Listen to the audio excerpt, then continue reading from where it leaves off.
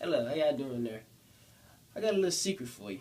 Well, it's not really a secret, but let me tell you this. The resurrection, it really happened. And for those of you who don't think so, well, I'm your worst nightmare right now. Basically, what I'm about to do for y'all is I'm about to prove, well, actually, I'm going to disprove everything that people say or reasons why the resurrection didn't happen.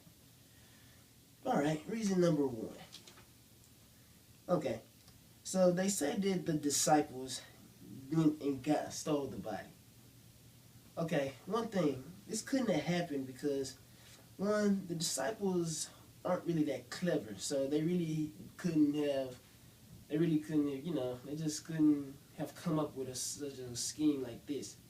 Two, they had no idea where the body was going to be buried, so therefore they could not have planned it within the 3 days that he rose for this to happen.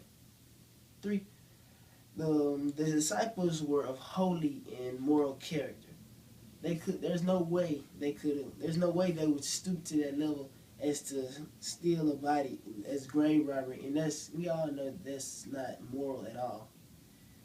So for any of you who think that the disciples stole the body, yeah, either something's messed up with your brain or you're just not thinking real, right? Because there's no way that happened.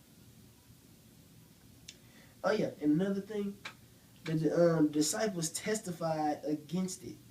Like the disciples are moral characters. Again, if they really were, if they really were, if they really knew that the body was gone, they wouldn't have testified that he was dead. They would have testified that we stole the body because they were actually on death's bed, and nobody's gonna die over a lie. I surely wouldn't. So yes, that's the reason why. That's one reason why the disciples did not steal the body. Another reason that that Jesus didn't actually die. Okay, well, you're missing two key points on this. One, Jesus actually did die. Because come on now, could you really think that you could go through this whole crucifixion process? You really think you could live through being whipped 40 times, having to carry a cross up a hill, and also being pierced in the side, and on top of that, not getting fed any water or food during the whole process? Yeah, you'd be dead within you'd be dead probably way before Jesus was. So yes, he actually did die. Then there's one of the most crucial evidences of all, the appearances. Now, people want to make claims that people back then were just hallucinating, or either they was mistaking Jesus for somebody else. I mean, but honestly, this is the most crucial part of the miracle. I mean, if Jesus wasn't really there, then nobody could really say that he was resurrected. And not only that, of course, doubt is going to become. I mean, of course, doubt's going to come. Because like when you see somebody's dead, and then you see him 3 days later. I'm thinking like, am I seeing this right now? Of course, people are going to be like that. But he really did rise, and not only did he rise, but he also proved it. He ate with his disciples. He seen around him that there was a lot of doubt. Like there was people looking at him strange. But what he did was he showed them his crucifixion wounds, the wounds on his hand from his earthly body. And when they seen that, that's when the disciples knew immediately that that was the real Jesus. That's who they were following. That's who was the Messiah. And not only that, and even if people were mistaking that that was Jesus, it wouldn't take long.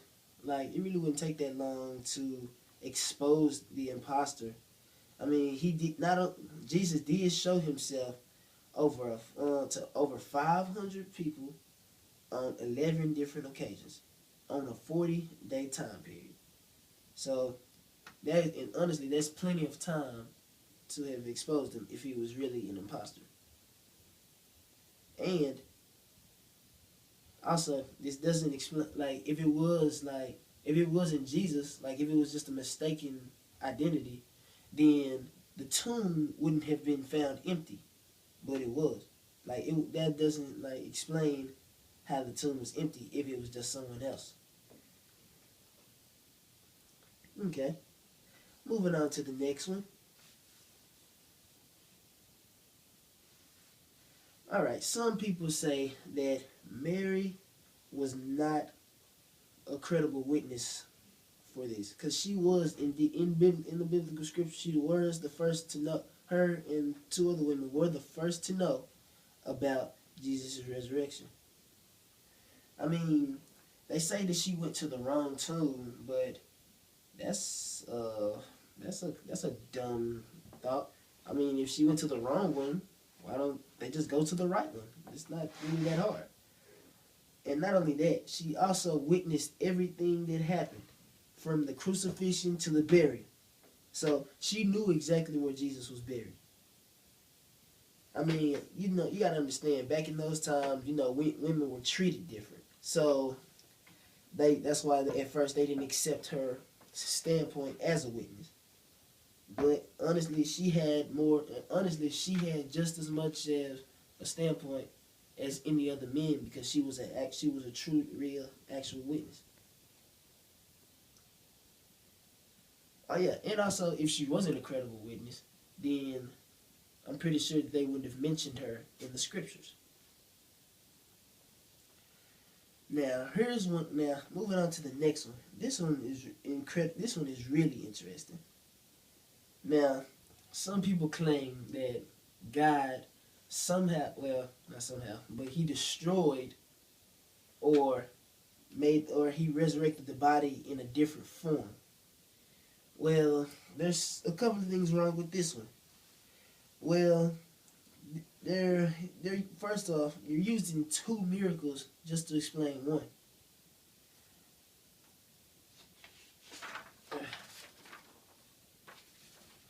Okay, first thing, if that was true, then the miracle of creation would also come into play. So so like, cause God would have to, he would like after he destroyed Jesus, he would have to create a new one, which is indeed a miracle. Another one, if this really happened, this would make Jesus a liar, and we all know that Jesus wasn't a liar. Jesus was a moral character. Because Jesus said that he would have rose in the same body that he was in. So therefore, like the overall thing is this theory has no type of proof at all.